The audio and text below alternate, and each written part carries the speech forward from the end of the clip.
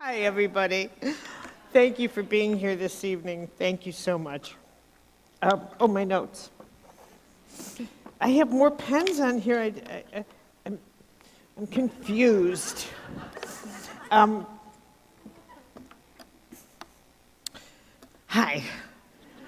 It's bright. Okay, there you are. I've never been to Moncton before. But I have to say, really, that first of all, it's much colder than I thought it would be. I don't know how many layers of summer clothes I have to equal one, right? But the other thing is, I am eating better in Canada than one great meal after another. I ate at this Windjammer last night. Oh my God. And then I had this terrific brunch.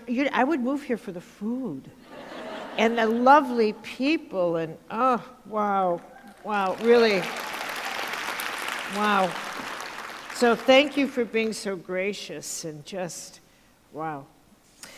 Okay, so now my turn to, I love this topic. It's on prayer, and thank you for being here. Now I'm going to tell you why it's on prayer. I think this is the most important thing I'll teach for the rest of my life. And why I'm teaching it, if someone had told me years ago that I would actually do anything on prayer, it's humorous for me now. It's humorous. But everything in my world has led to this moment. All my work in medical intuition, absolutely everything, it has led me into this path of understanding the power of prayer. And the thing about this is, years ago, when I started to teach workshops, I have post-traumatic workshop syndrome. Because I do.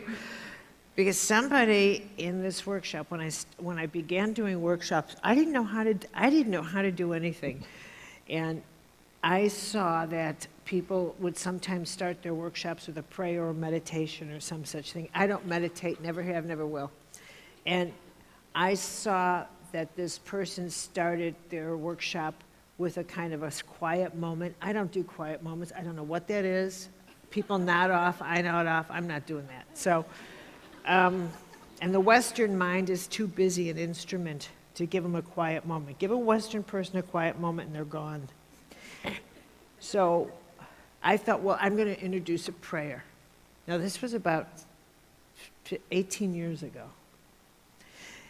And coming from the tradition that I come from, which is Catholic, I didn't pull out the Our Father, Hail Mary, although I could have, but I didn't. I don't know what I pulled out. It was some makeshift prayer out of the who knows what. I made it up. But it was obviously devotional. And afterwards, this woman said to me in the audience with this horrific rage, I didn't come here to pray. And I looked at her, and the rage, she was like a fire-breathing dragon. Now here's the thing. The topic was on consciousness and spirituality, and I thought, do you not think prayer has something to do with that? What do you think consciousness and spirituality is all about? But from that moment on, I shut down, and I never brought prayer into anything again, ever. Ever. I thought, well, and I got that way. Now, and I think heaven is so funny because now I'm at the stage in my life where I'll tell you anything about what goes on in my private life spiritually because it's so outrageous. Whereas before I just keep things to myself. But now I don't care. Now I absolutely don't care. And maybe it's because I've reached that place where I don't feel that I have to account to anybody for your lack of faith. Does not determine what my abundance of faith has brought to me. Okay, so what then happened was, as the years went by and I started to do my work as I was doing my work in medical intuition, I started to wonder about, I went from like why people don't heal. Then I started to think, well, what would help people to heal? And so my work kind of evolved organically in healing, which was a path that was running parallel with my inner world spiritually. I never thought the two would ever meet, because privately, my inner world, I was grappling with questions all the time when I would wonder, what is going on with, why are people suffering so much? So the questions I would ask privately in my soul were different than the questions I asked professionally when I was working with people. This was my personal spiritual life. This was my professional life. And so as the years went by, my inner spiritual life is a very rich, active life. When I decided that I would pursue invisible acts of power, at this point, the way I began to understand us is that suffering and healing and the complexity of our design is not something we actually understood. The way I began to understand us is that we're designed to respond to each other. Someone earlier asked me how come I think that our design has shifted from 5-sensory to multi-sensory. For all kinds of reasons, I believe that. One of the things I know to be true is that we are naturally attuned to each other. And the reason I emphasize this a lot in my lectures is because for so much of my professional life, having worked as a medical intuitive, I've had to explain to people that being intuitive is not a gift. All of you are born highly intuitive. This is your natural state. You have to work at tuning your intuitive capacity down. Not tuning it up, but turning it down. And in turning it down, and in trying to deaden your intuitive self, this is where you get into suffering. This is where you get yourself into great anguish and depression. This is a source of anxiety and depression. It's not rooted in ordinary life traumas all the time. A lot of it is due to the fact that you are breaking the circuits in your natural wiring because you don't know how to respond to your highly intuitive nature. I see people walking down the streets deliberately avoiding eye contact with homeless people because they sense that homeless person. They sense the vulnerability in that homeless person, and they're doing a reading on that homeless person. And they know exactly what's going on. They could feel the vulnerability going right through them. They could feel it. You can feel the vulnerability. You are wired to feel the vulnerability of other people. That is your natural state. And you have to distort your interior to become, to not sense another person. And in order to do that, you have to tell yourself something. You have to, let me say it this way. In order to not sense another person, you have to judge them. It's judgment that puts up the screen between you and another person. You have to find something about them and judge them. And that will start shutting down your intuition.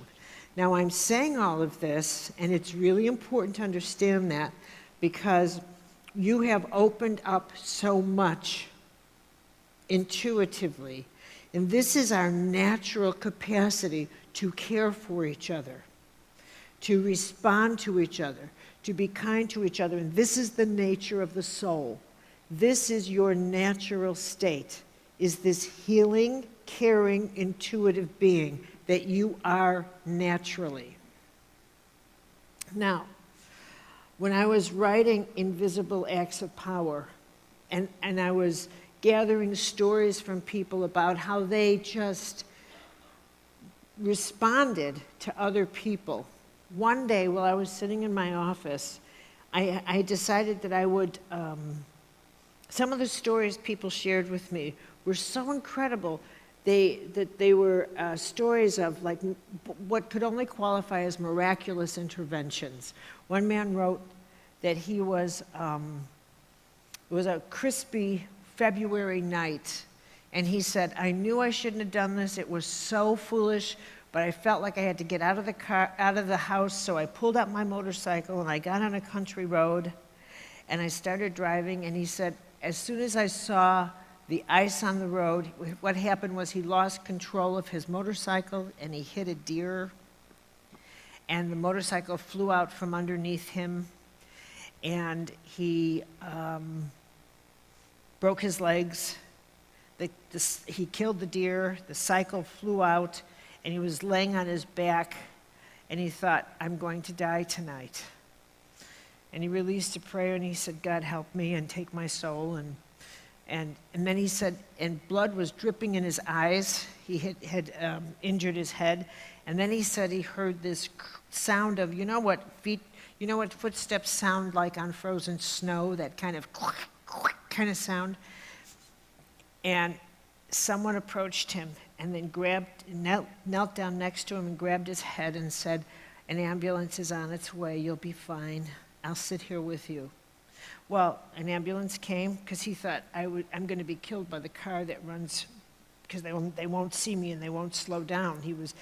But in fact, this ambulance was driving very slow, and he thought that someone had called for him. No, nobody had called. They picked him up, and there was no footprints. There was nobody there, and etc. It's one of the many stories I can tell you of these divine interventions. What happened to me in my office was, as I sat there,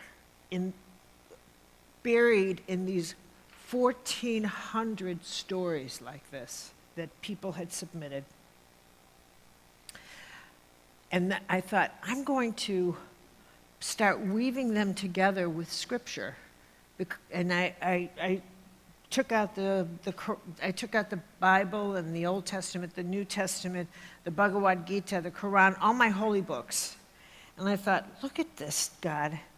You actually really do exactly what the ancients said you do. You are exactly, you really do. It is exactly what Fatima, Lourdes, this, that. You are everywhere just like this. In that moment of ecstasy, this light went, and I had a grand mal seizure and I was out cold. So I don't recommend that. But you know what? When I opened my eyes, I thought, oh. could feel my wiring. I could feel it. Anyway, the long and the short of it is,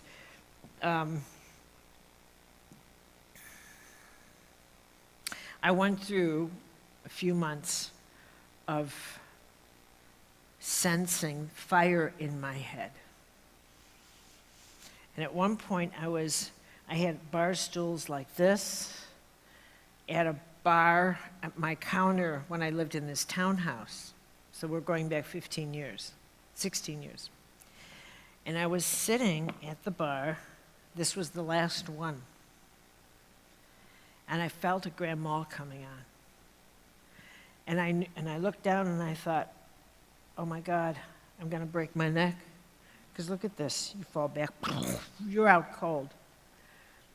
I thought, I'm going to break my neck. And I looked over to see, will I make it to a couch? Will I make it? And I thought, I'm not going to make it. And then I heard my guide, my angel. And he said, let go, I've got you. I said, boom. And when I woke up, I just told Joshua this. When I woke up, that stool was 10 feet away, standing in my living room. And I was on the floor, and not a bump, not an injury, nothing. And my response to that was, well done, thank you, well done. No, don't do that, don't, please, no.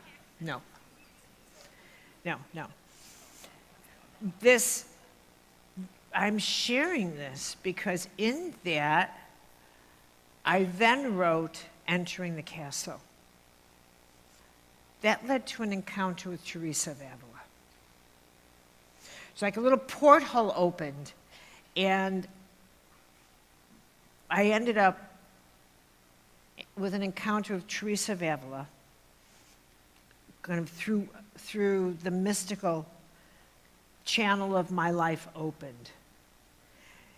And I knew I would never go back to medical intuition again, or my life in healing. It was go this way.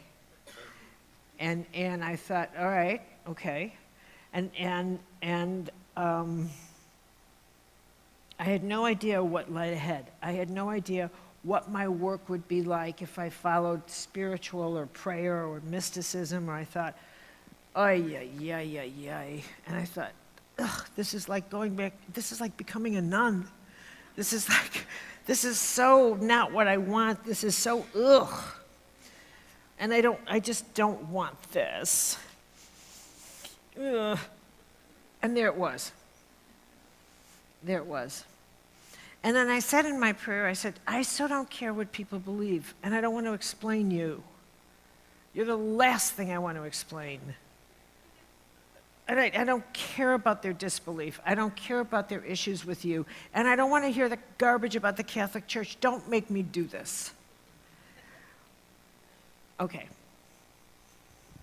So now the book, Entering the Castle, comes out. It's my first night. And for Teresa of Avila, the castle was her metaphor for the soul, entering the soul. And I was talking to the audience about that. And I want to remind you that this started with that woman saying, I didn't come here to pray. And I never forgot her face, her voice, her rage, her anger, or the paradox of teaching consciousness. And that woman imprinted me all these years. All these years, I heard her voice when I taught and I lectured.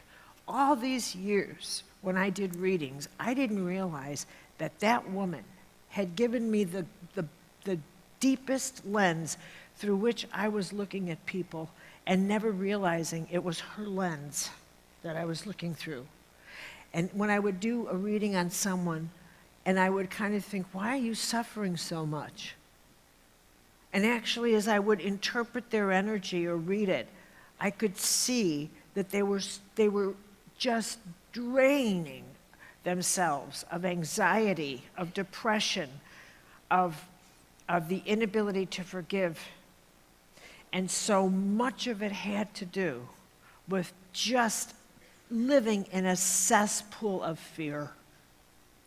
Fear of being abandoned, fear of being alone, fear of not being able to survive in the world, fear of thinking that, they telling themselves fictions like fear of and their heart was full of bitterness. And I think, and you didn't come here to pray? Wow. Wow. So now I'm at this, and I think I was describing the inner castle that Teresa of Avila and her 7 mansions that match the 7 chakras. But they're different, they're deeper. And the 7 beautiful, she said the soul is like an inner castle that has 7 diamonds in it. And she described them. When I finished that description, I said to this first audience, well, did you want to experience it? And 850 people, yes, yes, yes. Teresa said, you cannot get into the soul without prayer. The mind cannot get you there. This was 500 years ago. And I thought, uh-oh, I have to pull out the pray word. So in front of this audience, I said, I'm going to have to lead you in a prayer. And I looked at the audience, and they were like, okay. And I thought, oh my God. It was the first time since the dragon woman. Okay, I did that. Afterwards, I'm now signing copies, because this was a book tour. And, oh my God. I just remembered something. And I'm now signing copies. And this woman comes up to me from behind. I still never saw her face. And she whispers in my ear, I just thought you'd want to know, I've been in pain for 20 years. I can't open my hands from arthritis. I don't have any pain anymore and my hands are open, thank you. And she walked out. From that point on, in all the workshops that I did on entering the castle, I started to do prayer. And there were healings in every single workshop. Healings. Not always dramatic, and not always immediate. Not always instantaneous. But I would hear from people. One woman came back to me 6 months later. She came and took a workshop. She said, I had been diagnosed with a malignant brain tumor. The tumor's gone. I was given like months to live. She said, the tumor's gone. I wanted to come back here and tell you that. Now, what is prayer? What is it? And who are you talking to? That's a fair question, because it can feel like you're talking to yourself and you're talking to air, and what is out there? You know, there is no off-planet human being with a beard. So can we settle on that? Number 2, God is not a man, a white man. Can we get over that? And the sooner the better. Okay. But I love the stories. I love the stories. I love the stories. They're really good. And we need those stories. They're like soul food. But what is God? I think we're on the verge of a whole new era of understanding the nature of the divine. And I have come to this understanding as a medical intuitive who has dealt with why people don't heal and healing. I think that we are moving into, and have moved into, crossed the Rubicon, into an era of bio-spiritual ecology, where the way you live, the way we understand our body as a system of operating in nature is the way we need to understand the nature of God. God is law. An expression of God is law. You are a creature of law. Everything about you operates on law. You cannot tolerate having laws broken. You need the laws. Our body operates on laws. the laws of chemistry, the laws of physiology. And then at the spiritual level, we operate on the laws of balance, the laws of integrity, the laws of ethics. And when these laws are violated, you become ill. You become ill. And we operate on the laws of creation. So the laws of science at the physical, and then the laws of mysticism. And I said, when I was talking to you earlier, I said I just remembered something, and that was the day that I started that workshop with that book tour for Entering the Castle with Teresa of Avila. That day, when I was in my hotel room, and I was getting dressed, there was a news story with CNN on, and I heard, while I was in the bathroom, I heard that, you know how they give you these taglines so you don't leave when they have to do a commercial, like, do elephants fly? Stick with us and we'll, so, but this one was, do miracles really happen?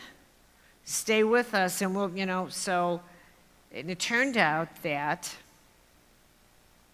they did a story on at my college, which was founded by French nuns in 1840.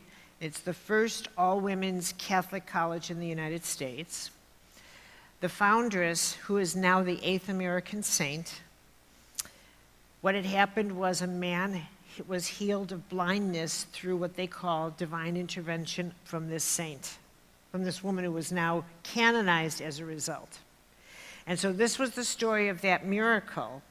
And he had lost 90% of his eyesight. And he said to his wife, as they returned from a doctor that he had gone to consult with to see if he should have an eye surgery, and the ophthalmologist said, you know what, it's not going to be worth it. You might get 5%, but you're just going to see like shadows. So the wife's driving him home. This college is in Terre Haute, Indiana, St. Mary of the Woods. And so he said to his wife, can you just stop by the church? I want to say a prayer. So he goes in, and he's not Catholic, and that's a big part. Well, he wasn't then. So he goes in. By the way, I'm not pushing for Catholicism, but he goes in, and he says this prayer. And he said, I don't know if you have any influence up there, but if you do, I'd appreciate it. And that was it. And he walked out, and in the morning, his cataracts, these gray cataracts are still there, but his vision was 20/20, and it remains that to this day. He ended up in Rome at the Council of Miracles, and they declared it a miracle. And so here's my favorite part. These are the nuns that educated me. And so I know these girls. And this reporter who wanted to trip up Sister Kevin, has got a microphone in her face and says, so, sister, what exactly is a miracle? And then this reporter looks at the camera like, and I wish they'd ask me. But anyway, because I would have said, and I know why you're asking that, but they didn't ask me. And Kevin says, oh, well, a miracle is when God bends the laws of the universe just for you. Bingo. Now, that's the most perfect answer to give you. Then Kevin said there are mystical, and told her, there are mystical laws and there are physical laws. They are mirrors of each other. The mystical laws operate in your soul. The physical laws are in the world. And another way to think of it is that the mystical laws are like mist, and mist becomes water, and then water freezes into ice, and that's the physical laws. Once they're ice, they're frozen. But in your soul, they're mist. So with prayer, laws are negotiable. It hasn't yet solidified. So who are you praying to? What's out there?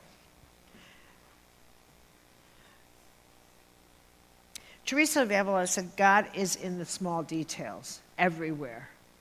You know, I have to say that the more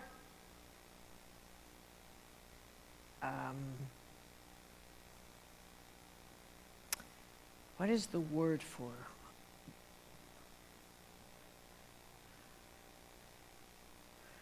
The more, I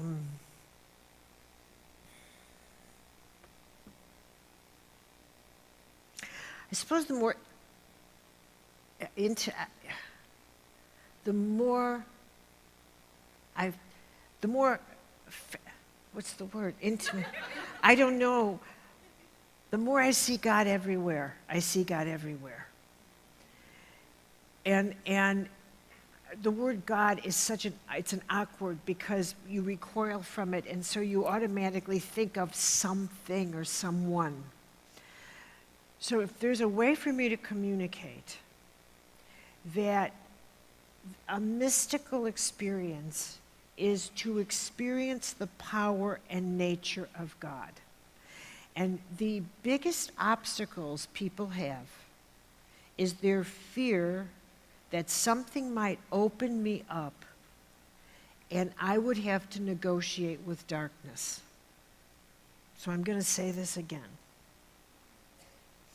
The biggest obstacle people have to having an inner holy life is their fear that somehow it will take away their physical life.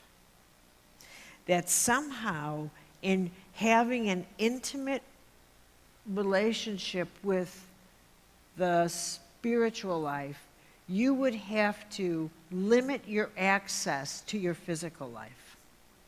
And that's nonsense. And number two, that somehow you would have to limit your access to darkness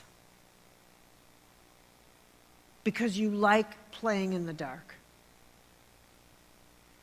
And that is something that limits, that is one reason why people do like to keep doubt in their heart when it comes to God. They like the dark. Does that sound too direct to you? Because it's the truth. They like the dark. And there's something about, people will turn to prayer when there's an emergency. My father was a World War II veteran. He was a Marine. And he would always say to me, there was no such thing as an atheist in a foxhole. That when you're really in trouble, you're going to turn to God, but if things are okay, well, we'll leave it alone.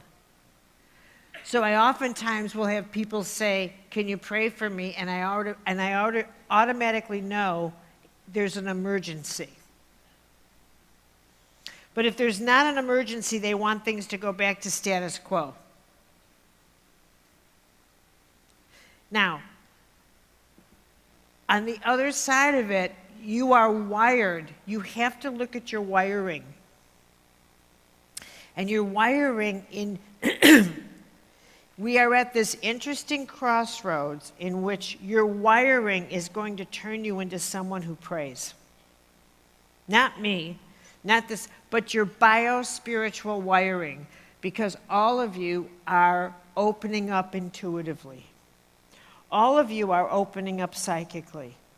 All of you are opening up from the inside out. Every single one of you.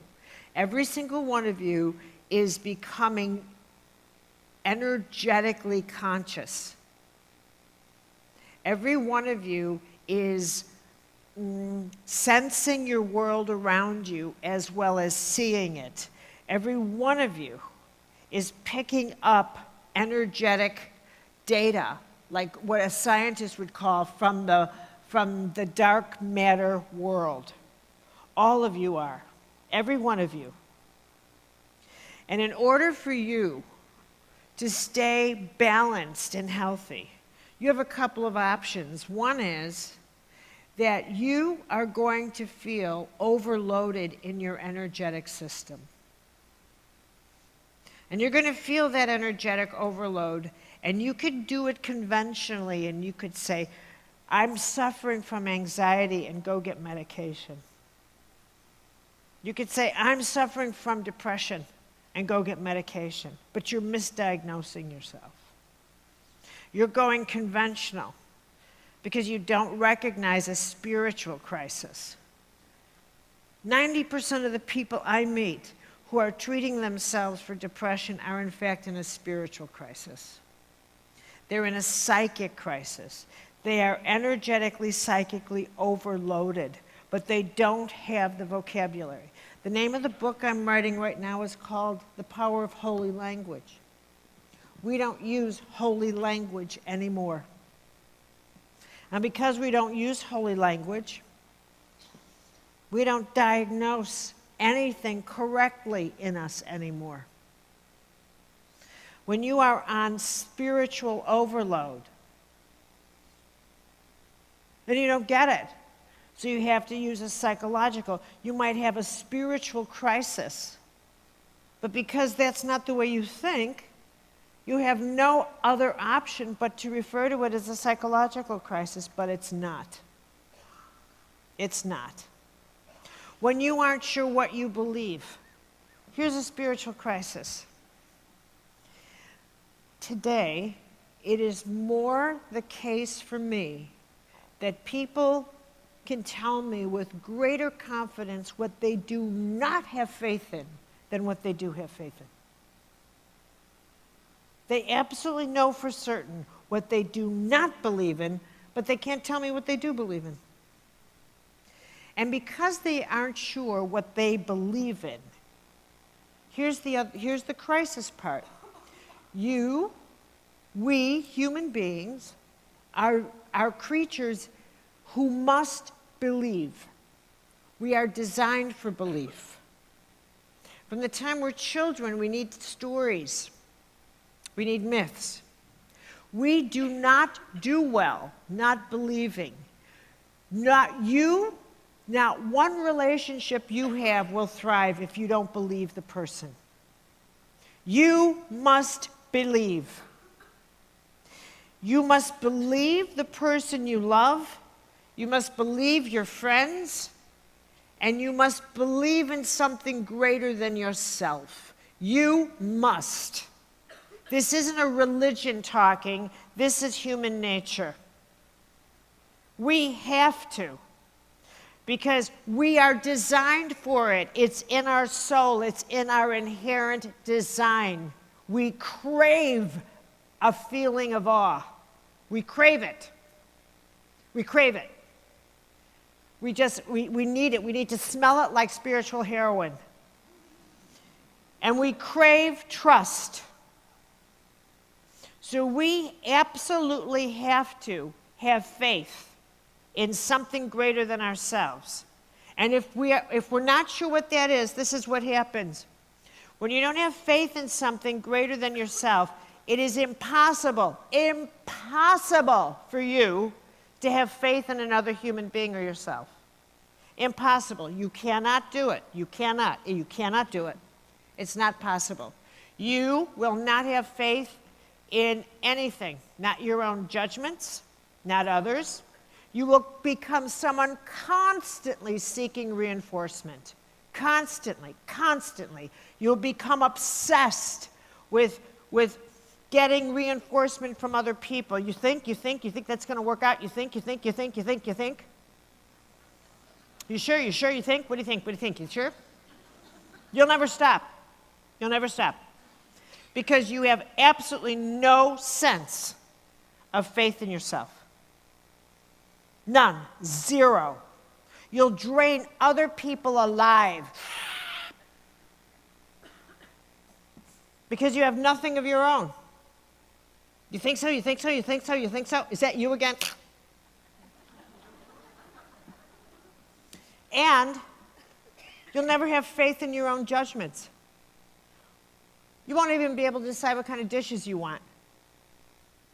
You don't have faith in others. Do you think he'll really call? Will he call? Having faith in another person is going to be impossible. Someone will say, well, what does your gut instinct tell you? Well, maybe yes, maybe no. Maybe yes, maybe no. You don't trust a thing, much less yourself. For you to give your word and keep it, Can you keep this to yourself? Can you keep this confidence? Sure. Maybe. Okay. I'll try. Because it's so hard for you. You do it until you go to another person whose approval you want. Because your approval means more to you than giving your word. And if I need to give your approval, now I have something to barter with. I have a secret. I have a confidence. And it shows you how much I approve of you approving of me, and so I'll break my word to that person in order to get your confidence. You see how this game works? Any players? What, have I got your number? Uh-huh. Okay. This is the crisis of faith. And so when someone says, I don't believe in God, I'm going to hit a pause button here and bring you up to the heavens. Bring you up to the heavens and out of yourself.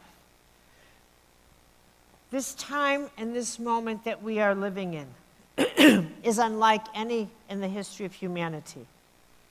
So before I get to you again, I need to get you out of you. You cannot afford to not know what this moment's about. You really cannot. You can't sleep through this moment. It is such a rare thing and privilege to be alive now. You cannot miss what's going on now. We are the people who are living through the ending of an human epoch, the end of the fossil age while the solar age is beginning. We are watching a collision of the gods in the heavens, where the ending of the Abrahamic religions is beginning to wind down. The ending of the story of the half-god, half-man religions in the form of Israel, Christianity, and Islam, all of whom have the story of a half-god, half-man, a Messiah, a son of God, and a holy prophet. Together they have formed the idea that God is a man. And this has filtered into the world and has shifted the balance of power so that the female has no God except a man. This era we're living in, this myth is slowly crumbling and rapidly crumbling at the same time. And while you think it has nothing to do with you, it is actually reshaping your biology. Out of our bio-spiritual centers is rising new identities in young people who say, I'm neither male nor female. I'm neither this nor that. These shifting mythologies from above are shifting our bio-spiritual bodies themselves. There is a complete shifting in what is the nature of the masculine and the feminine, the female and the male. There are rumblings. What is marriage? What is commitment? Where do we fit? The transitioning of what is happening in the physical world is so enormous. There is not one species, not one country, not one nation, not one currency, not one anything that is not participating in some way in this grand transitioning from one form of life to the energetic community that we are joining. We are standing on the precipice of entering a galactic community where the idea of an earth-centric God is no more. And Canada's former Minister of Defense is one of the people leading that charge. Do you know that? Do you know that? Well, you should. He's a hero. He is speaking in front of I have videos of him. You should Google him. This man has spoken in front of your parliament and other world conventions about the extraterrestrial contacts. Yeah, your former Minister of Defense. This is an incredible moment. He's famous everywhere else but Moncton. Get with it. The point is that the world that was, the world of religions that separated, that taught us that in order to get to God, we need to be part of something that tells us we're better than. That has to go. And your biology yourself says one of the laws of your health is that you have to treat your whole self as a whole being, or you do not thrive. Agreed? Therefore, you need a spirituality, a higher truth that follows that same, because your bio-spiritual, your bio-spiritual ecology has to follow that same truth. This alone has made religions obsolete, so it's no surprise that there's a mass exodus from traditional religions. It's not just that they're misbehaving at certain levels.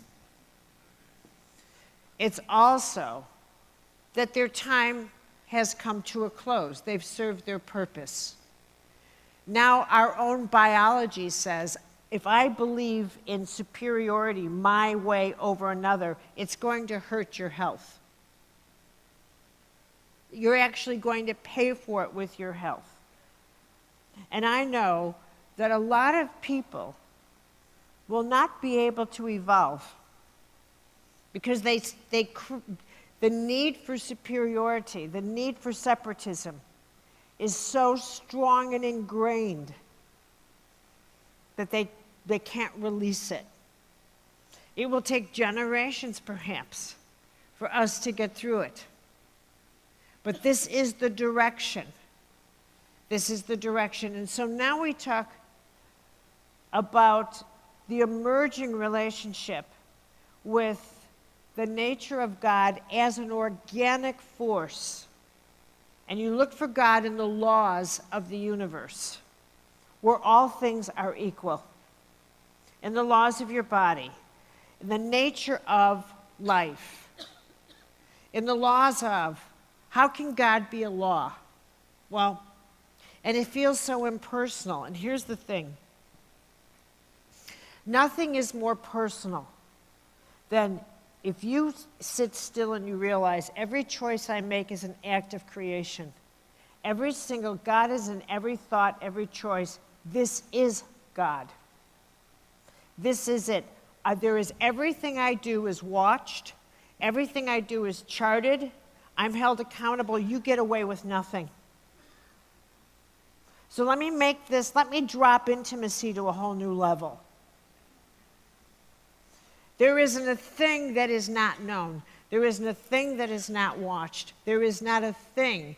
There is not one thing. There is you are monitored by angels. Not that nonsense stuff where if anyone ever tells you they can sell you an angel session or something, walk away. That is blasphemy. You are truly monitored by angels. You're assigned one. But let me tell you the way they work. Heaven cannot interfere with you. It can guide you. And the way heaven works with you is that it is always pushing you to work to hear your own best interests. So when you think of what conscience is, when you are doing wrong, you're going to feel it and it's going to intensify. And if you hear your voice that says, you shouldn't eat this, that's not just your mind. Because the way the angelic kingdom works is to maximize your health, maximize your potential.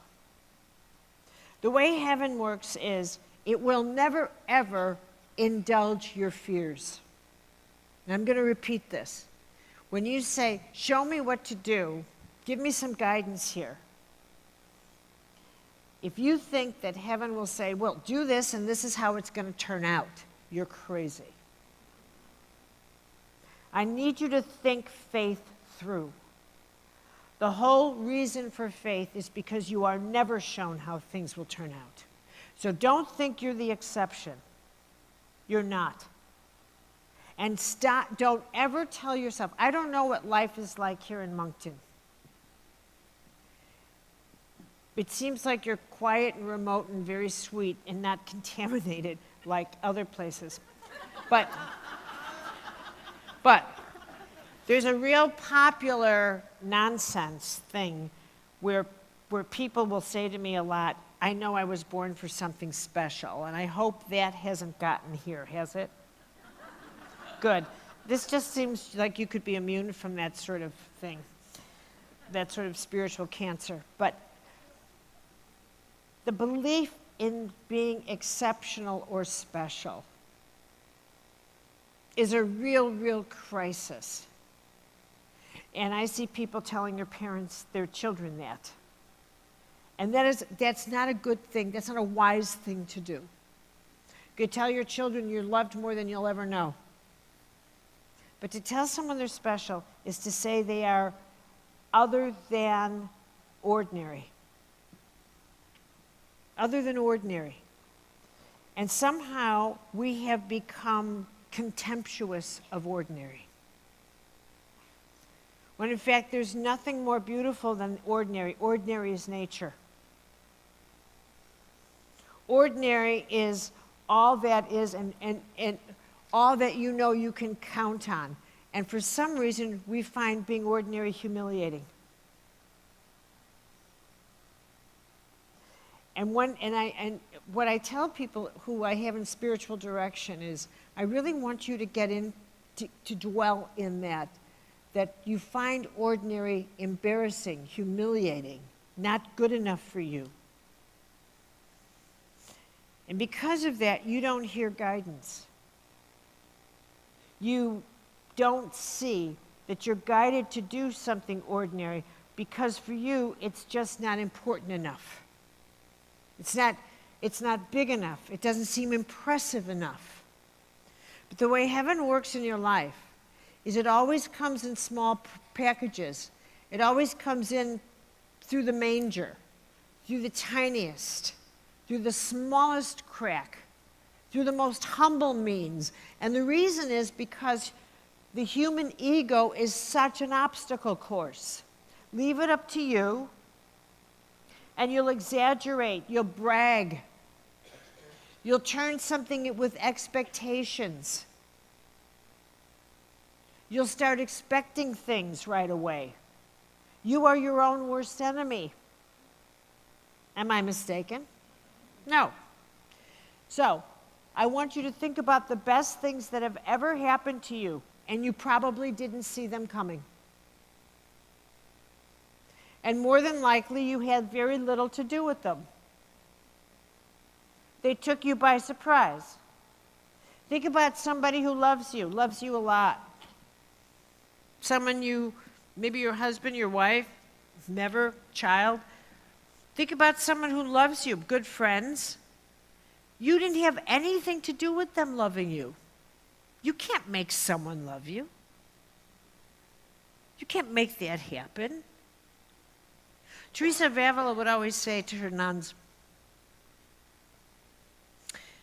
you aren't entitled to anything, not one thing.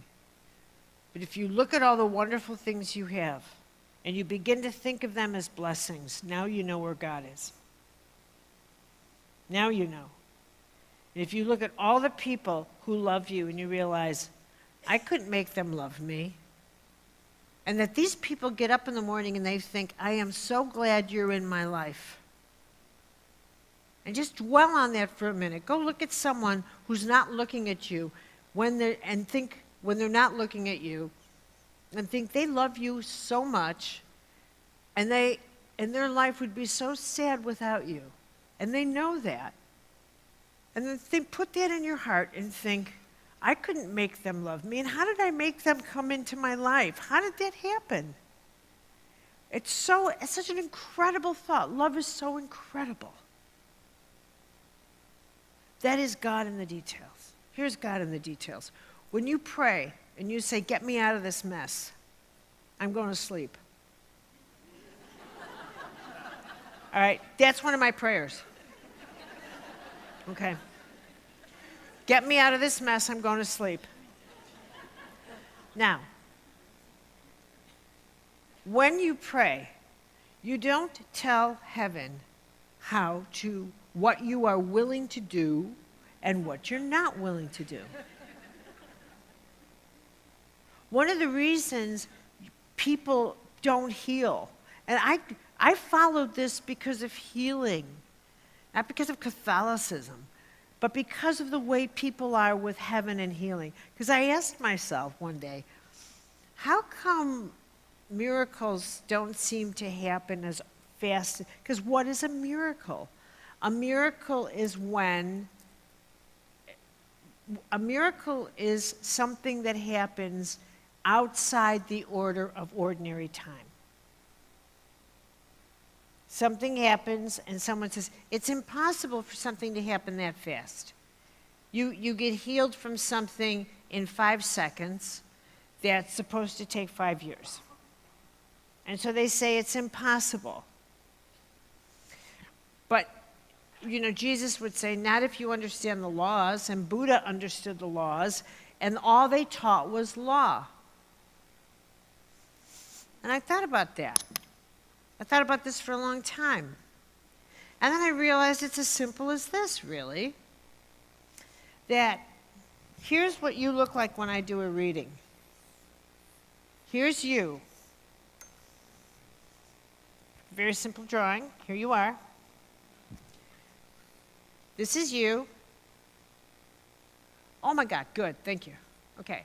And this is energy coming in through the top of your head. Now, when I do a reading, what I'm actually looking at is where you, and I say look, I don't mean see with my eyes, it goes like this. Think of your bedroom. I'd imagine if I got that image, you're not really seeing your bedroom, are you? You're not seeing it. You have an image, a vague, foggy image. So you're not seeing it, and you're not hearing it, you're not tasting it. It's not a physical sense. This is your energetic sense. Are you with me? Okay. Now, imagine that you emailed that to me, energy mail. Hit send. And now it comes into my energy box. And I get that same vague image, except that I'm able to pick it up, and I get a hit, and I sense it, and I can interpret that energy mail. That's how I work. And the reason I can work like that is because I'm wired. And how my wiring works is very simple. I have a very impersonal nature. It's not a big deal. It's just that it's very impersonal. When I was teaching intuition with Norman, I'd hear people say, my hands got warm and I just get da. Nothing. Energy is not warm. It's not emotional. It's nothing. Energy is energy. Simple as that. There's no emotion, nothing. Intuitive data is impersonal. It's nothing, it's data. That's why I'm so good at it. That's something I understood from the time I was a kid. It's data. That's it. There's no emotion, there's nothing. Nothing. There's no emotion coming from a star. You want to get emotional about it, that's fine, but there's no emotion. I'm not emotional about any of it. Zero. So it's just like reading light from a star for me.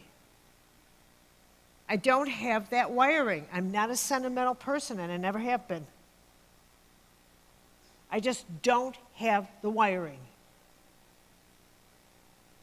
I have birthday cards from 40 years ago I haven't opened. I'm not kidding. I just don't have the wiring. I don't have it. It's not there. Just not there. And so for me, when somebody would say, oh, and I feel this, all this, I know right away they're making it up. You are making it up. You are now interpreting, you're getting emotional, and you're useless at it. And I would never have you on my team. Because you're emotional, and you're useless, and you're attached. And that's exactly why you get yourself in trouble. You get attached. Clarity comes from being detached. And the greatest thing you can do is be detached from your own life. Totally detached. Completely involved and detached at the same time. I know that sounds paradoxical, but it's absolute bliss. Because what you get is that what happens in life, you lose so much of your strength and your stamina because you take things personally that aren't personal. And all the power you have that you lose, and the way you interpret things that happen, because you think they're actually meant to happen to you. And they have nothing to do with you. And think of all the time you spend trying to get over things that have nothing whatsoever to do with you. Nothing. Things that you've taken personally, that you get all bent out of shape over, and you need therapy, and you need this or that, and you need all kinds of stuff, and you can't get over, and you get anchors. And I look at this, and I think, are you kidding me? People, for example, if you get in an argument with someone, if you know your archetypal patterns, how many of you are rescuers? 1, 2, 3. Okay. Now you people who are rescuers, you will rescue anybody. Although you tend to target certain people. When you have romantic involvements, you will go after you will do romantic. There's romantic rescuers, and there are rescuers that specialize in wanting relationships. But when you are a rescuer out for a romance, you will rescue anybody who looks available.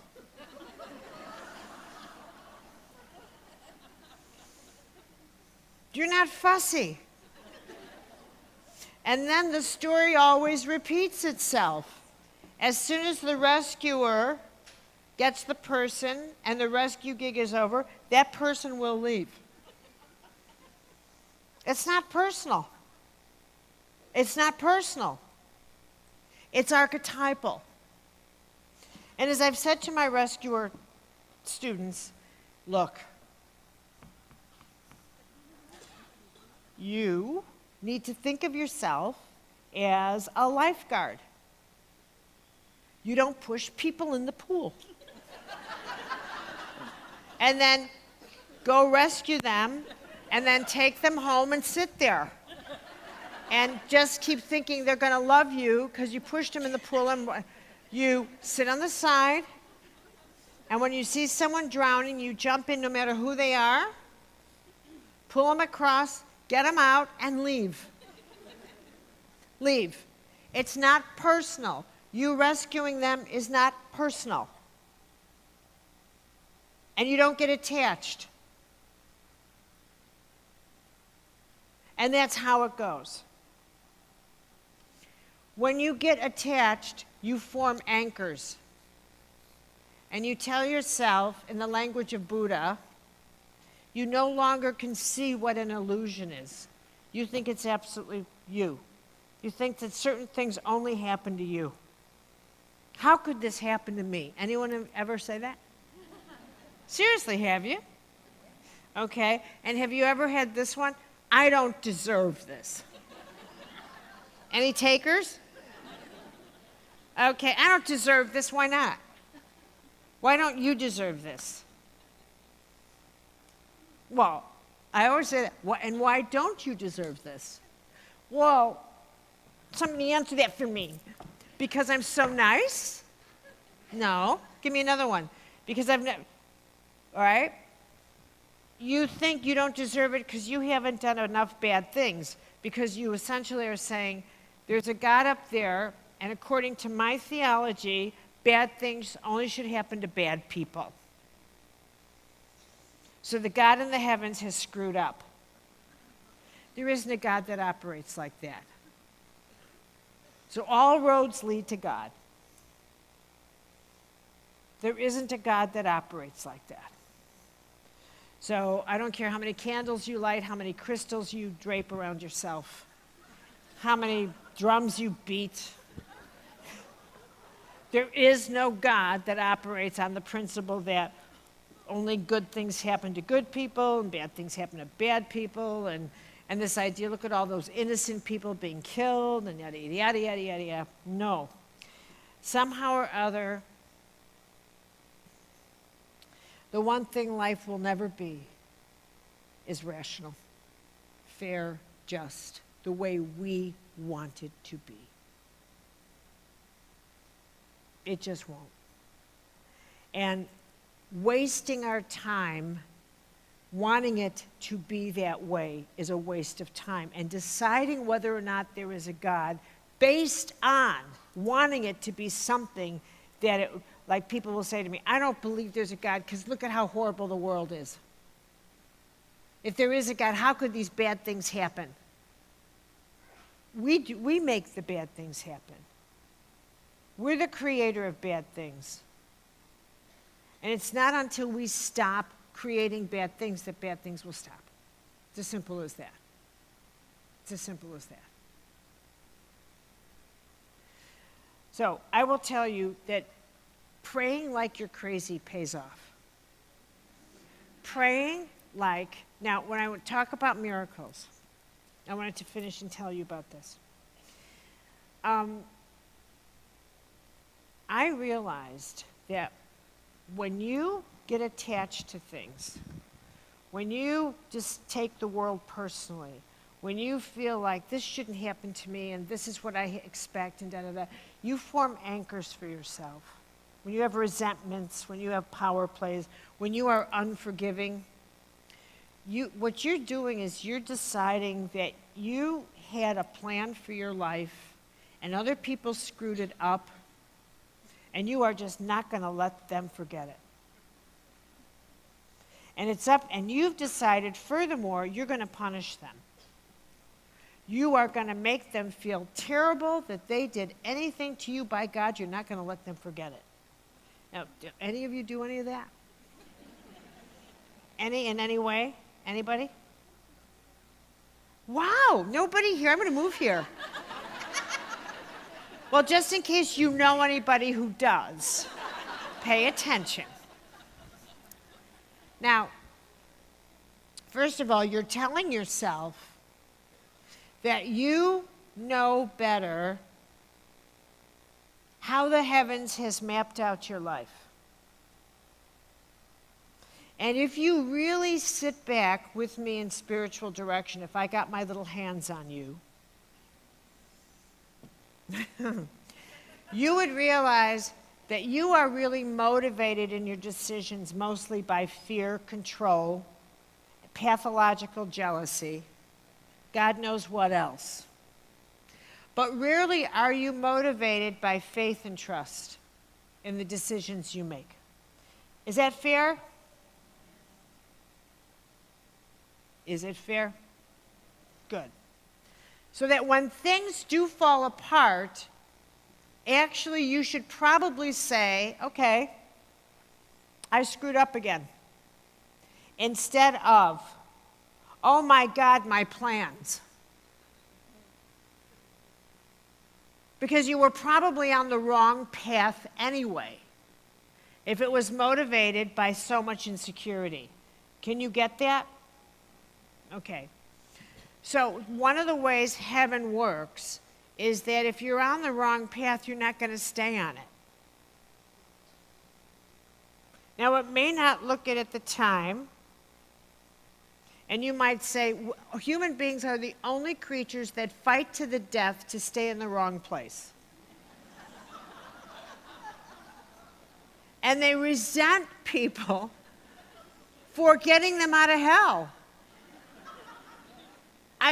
They're astonishing creatures. Astonishing creatures. Okay. So, when you finally, kind of recognize, wait a minute, I'm holding on. The more things you hold on to that you resent, for all of this, the more power plays that you're in. People hold on to this because they feel like they need to do kind of like they need to let other people know that they've hurt them.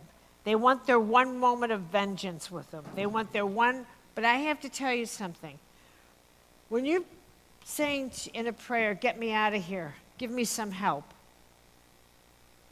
And if you pray with this sense, accept, don't change this. Let me win. I have to be right. And this is how you're praying, with the sense of self-righteousness, with an inability to examine yourself. What do you think heaven's going to do with you? Because you're kind of in an obstacle course. You're in an obstacle course. Second thing is that you're something else I want to show you. Think of this as psychic weight. Psychic weight.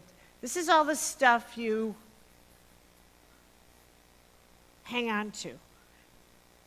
If this was a course with me for a couple of days, one of the exercises that's really worth doing is, where do you spend your time in your own head? Where do you go? Where do you spend your time in your own head when you don't have a task, or when someone's not talking to you? What do you say to yourself? Do you go wandering in the past? Do you go imagining what you'd like to say to someone? Do you tell somebody off? Do you fret about the future? Where do you go in your own head? Do you make up things? Do you go into fantasy land? Where do you go in your own head? And how much of where you go is wasted time and energy? Where do you go? And this is, I will tell you, that so many people from experience go into their past and they ruminate. They go in where they're angry. They go into regrets. They go into their anxiety issues. This is all psychic weight. And I have to tell you, you lose your power here. They go over what they should have said to someone, what they could have said. What do they worry? They worry about what other people are saying about them, or what's going on behind the scenes. They have to know what everybody else is talking about, all this nonsense. And I have to tell you that you lose so much power worrying about all of this that comes from essentially the fear of being humiliated and powerless. And the more psychic weight you have, the longer you have to wait for anything, because you don't have any energy. And what a miracle is something that happens in timelessness. And if you have so many anchors, you have too much psychic weight. You have too much attachment to have something happen immediately. And the other thing you need is this. And here's a thing about prayer and miracles. You know, here's a difference between religion and mysticism. Religion is convention. Everybody does the same thing. Everyone believes the same thing. And it's really a bunch of rituals and history and believing stories that everyone shares. But mysticism is a personal experience with the non-physical world that only you have.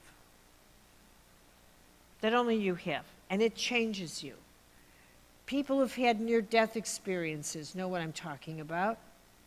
People who've had a deep, profound, mystical experience. It changes you. You know that your inner world becomes more real, in a sense, than the outer world. So if someone said, you know, I don't believe in this and that, I don't care what they believe. And it's so, I have a lot of proof and no way to prove anything. Because I can't hand you anything that is from this except authenticity. Except saying it is so worth your journey to believe in yourself. I'm not asking you to believe a thing in me, but to believe in you. To believe in you. But what I realized is part of the essence of this time is the need to believe in self-esteem.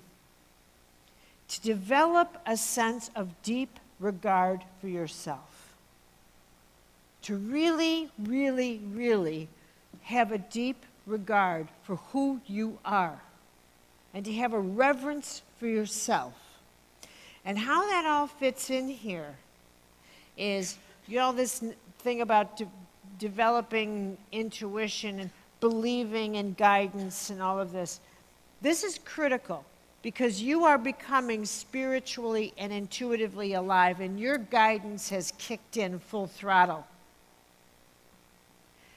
And the only difference between you hearing your guidance and my hearing my guidance is self-esteem. I totally esteem that voice and my inner world. I absolutely trust it. Now, what's required for a miracle is that you have such regard for yourself. And it's really important you get this, because a mystical experience, the handiwork of heaven in your life, takes a different shape the more you trust heaven, the closer it gets. So that the types of experiences that happen in your life become the kind that cannot be explained. In religion, you share experiences that can be explained. But as you break away and you forge a deeper experience, you begin to go into the waters of experiences that cannot be explained. And this is where your relationship with the holy world becomes so extraordinary. And this is where you have got to have a really good sense of what your own inner coordinates are. And what I realized is the reason why miracles don't happen all the time is because so many people have no self-esteem, or a little bit, or they think self-esteem is the capacity to say, you can't talk to me that way. When in fact, self-esteem at the soul level is the ability to be able to be given an experience that nobody else has or will ever have. And you can withstand the doubt of a tsunami worth of people coming at you, saying it's impossible, you can't be healed from that. But you just were. And if you were the sort of person who required the enforcement of other people, are you sure I'm good enough? Are you sure I'm good enough? You cannot be given an experience that only you can substantiate. You're too fragile. You'll break in two. Everybody else's doubt will turn you into rage. How dare you not support me? How could you? You're just too fragile. And so it's kept from you. Because other people's doubt for you is personal. And it's not until their doubt means nothing to you, nothing, that a profound experience like that, you can handle an experience that only you know is real. So their doubt means nothing. And neither does their despair. So when they say to you, I'm so frightened, that fear doesn't scare you either, and you can walk right into the center of anybody's fear and say, I'll pray with you, we're going to get out of this. Nobody's fear scares you. Nobody's illness scares you. Nobody's traumas scare you. What's there to be afraid of? If it's on earth, it doesn't scare you because your soul knows better. You get it? So you don't look the other way. Now this is the time for this. When you think, how do you pray like this? You pray like you're crazy. You pray like this. All right, I'm going to start with this, God. I don't know how to pray with you yet, but I'll listen. I'm coming for you. Come get me. Come get me. Start there. There's no need for petition prayer. That's irrelevant. Don't pray for stuff. It's not Santa Claus. You want stuff? Wait for Christmas. You pray like this. Take me down deep. Show me the reason you gave me life and keep me on that route. Take me down deep. Turn the light on. Turn the light on. Take me down deep. Show me the reason. Let me face what I do not want to see. That's how you pray. Let me do no harm with my dark side while I encounter it. That's how you pray. Pray like you mean it. That's how you pray.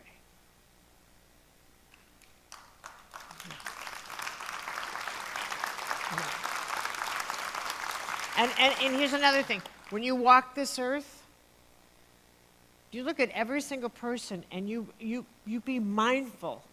You be mindful. And this is hard to take because when I look at Washington, D.C., I almost have to gag, but it's the truth. I do. And I can only do this so much, but it really, and this is how and why I pray, because there's so much I can't tolerate.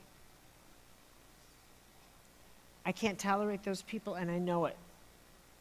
And so you have to pray your way out of things you can't tolerate, because it brings out the worst in me. And it makes me behave in ways I cannot bear. So you have to pray when you think, you got to remind me, God, because I'm about to turn into a monster.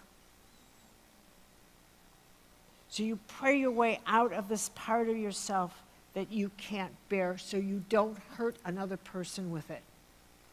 Don't take your lesser self out on other people. Just because you have a bad day gives you no excuse to harm another person. You do not say to someone, I've had a bad day and that gives me a right to yell at you. Nobody has a right to abuse another person because they've had a bad day. And you don't have a right to abuse your body because you've had a bad day. So you have to put your big people pants on and start playing by conscious rules. You don't abuse your body or anybody else's because life was tough. Life is tough, and it may get tougher. And it's where you just bow down and you say, this sucks today. That's a prayer. This sucks, help me out here. I need some grace, and I need it bad. I need it bad because I'm beginning to feel sorry for myself, and it sucks. And that's a prayer. I am drowning in self-pity, and I am like drowning. Get here fast. That's how you pray. I need some help. It's like Mayday, now. I need some help now. And I'm not kidding, and I'm sitting here, and get over here. And I'm not budging till you do something. That's how you pray.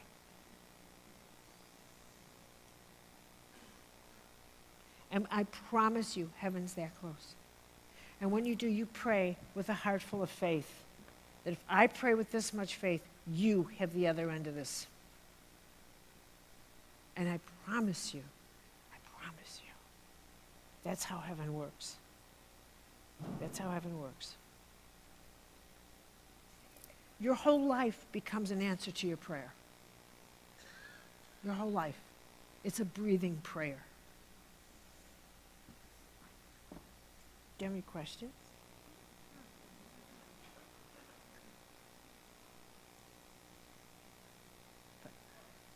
Yeah.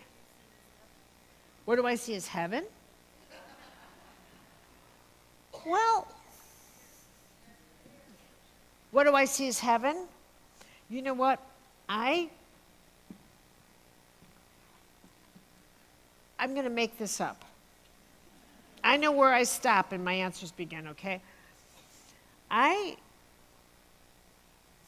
think when we die, I do think there's multiple lives, okay?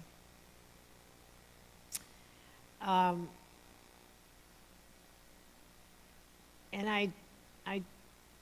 I think that there is a life review, but not so there's someone going like, look what the mess you've made. I don't think it goes like that.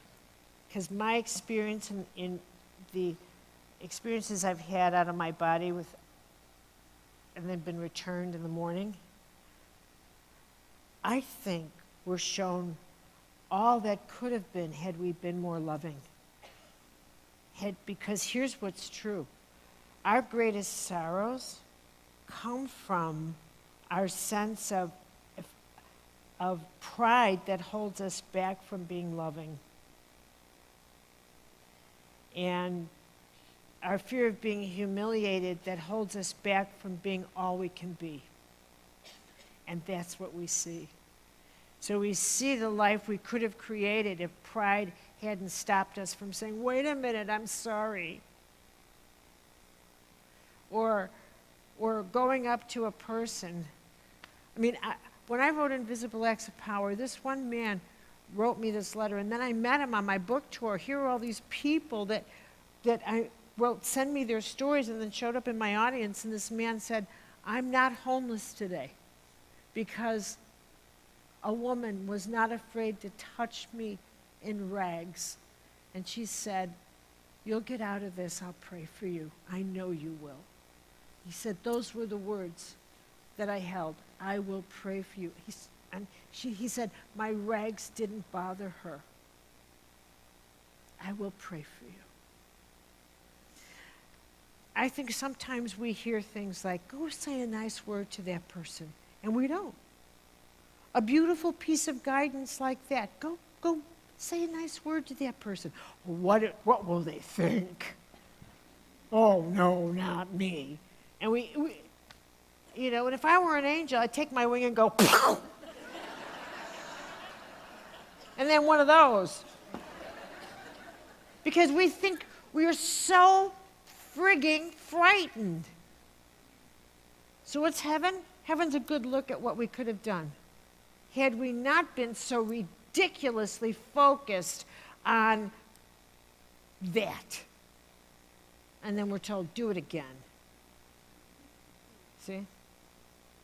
Because what do we really carry with us? Our regrets. You don't remember all the good things you've done. Everybody else does. You get to carry regrets. Anybody else? I'm sorry? How do you not? Do better. Follow. Well, I'm sorry, but you can't undo the past. So you just have to not repeat it. Don't be silly. Don't repeat it. Don't keep punishing yourself. Just do better in the future. If you keep looking backward, you'll never get out of it. You look forward and you decide, I'm not going to make that same mistake again, so onward. Everybody has regrets. Don't think you're different. Don't think you're special. You're not. Now do better tomorrow and get on with it. That's my version of compassion.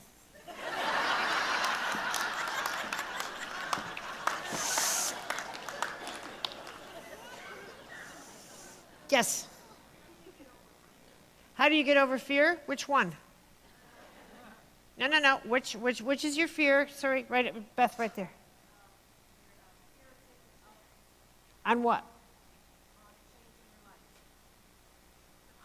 The fear of taking a chance on a change in your life. Wait a minute, I just want to have a little. Well,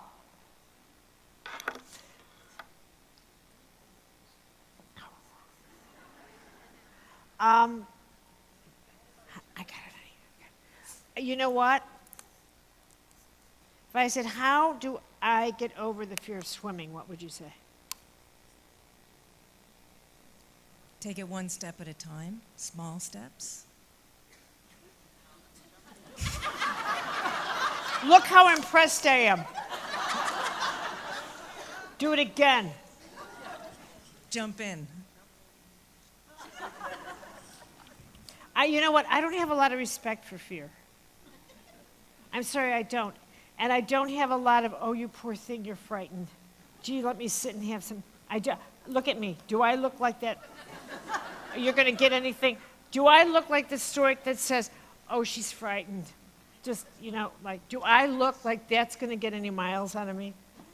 Like, oh, wow. No. No. How about none? I don't respect fear. Do you want to get over it? Lose respect for it. You have too much respect for it. What's the matter with you? Why do you respect your fear so much? It's a good question. I didn't ask you if it was a good question. I know it's a good question. Answer it. I don't think I have an answer right now. Make something up. You're too old. I give it too much power. I know that. I asked you why. Do you realize you haven't answered one question? You haven't answered one grounded question. You haven't grounded it at all.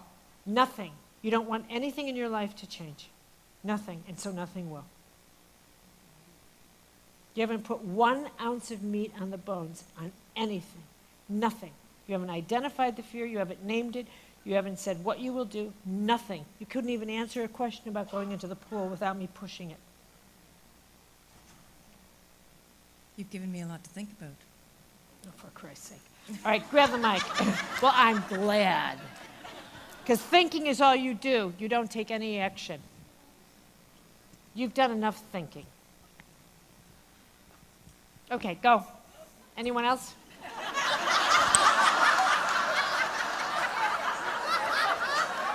What, you're going to run out of here? No! Anything but her. Look, here's the thing. Talk all you want. Talking doesn't heal, and it doesn't change a thing. Where? Oh, back. All right, talk to me.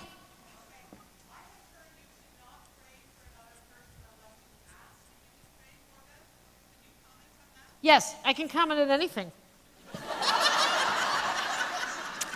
Commenting's my specialty.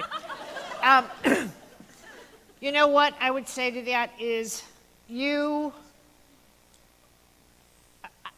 pray for, I do think I ask people permission to pray for them.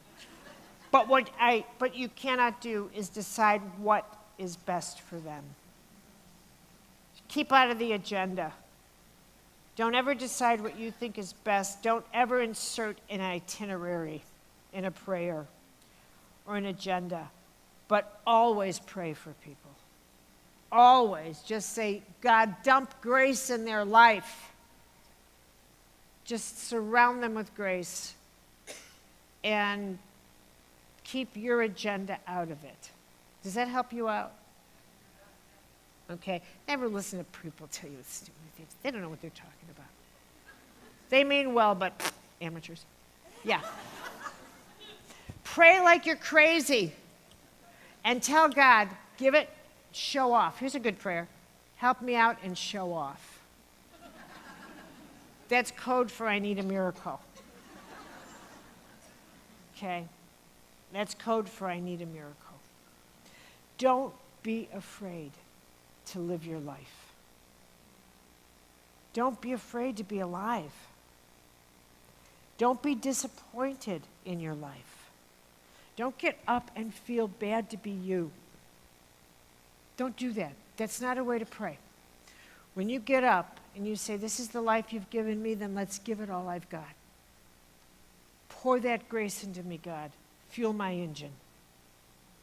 There's a lot in life we're all given that we don't understand. And you can't bargain with life and say, I'll decide to live my life fully as soon as I'm happy. Or as soon as all my sorrow is explained to me. That day will never come. That day will never come. Every adult in my family has lost a child. Death comes to all of us. And not in the right order. It would be great if we buried all our elders and things didn't come out of sequence. Life is not like that. The whole story of these holy masters is that if you focus your life on trying to make life something it will never be, you will lose your soul here. This life will never be fair. It will never be just. It will never be even. Because it's made up of many lifetimes of all of our lifetimes, working out all of the lifetimes. So you cannot enter one lifetime and expect to see in this one lifetime all justice work out, because this is the time you're here. Because it's not going to happen. Even Jesus said there'll always be hunger. Stop it, don't look. Stop. Buddha said that. Gandhi said that. Don't focus your attention on what cannot be resolved. Focus your attention on where you belong. You belong in the present moment of your life. You belong loving the people who are walking the journey of your life with you. And when you look at them and you realize the friends and the people and the acquaintances, your co-workers, this is not an accident. These are the people who are your co-travelers. You give them respect. You give them their due. They are co-travelers on this sojourn of creation in this moment with you. So you open your heart as big as you can. You cannot afford not to miss this moment. We are transitioning into a very different world. Everything you do matters. Everything you do matters. Everything. There was a time when we used to believe that what happened in one country didn't affect us. Now what happens anywhere and everywhere affects all of us in a blink of an eye. Because the gig is up. We are learning that all life breathes together. We are one soul. And so we are now evolving into a spirituality where the nature of God is finally revealing itself as one collective soul in which we all reside. So what is in one, as Jesus said, what is in one is in the whole. As Buddha said, as above, so below. What goes around comes around. All of these masters taught the laws of God. And those laws are in your soul. Whatever you say, whatever you do to the least, you're doing to yourself. You owe everybody the best of you. And everybody owes you that. Because we all breathe together. And every animal is conscious. And every plant. Make no mistake. So we have to humble up and walk on this earth, which is the largest living creature you'll ever know. So when you pray, you look at this world now and realize this whole world hears me. Somehow I am connected and I am never alone. You're surrounded with angels. And even if you doubt that, you let that doubt out and you say, I'm doubting it, so do something.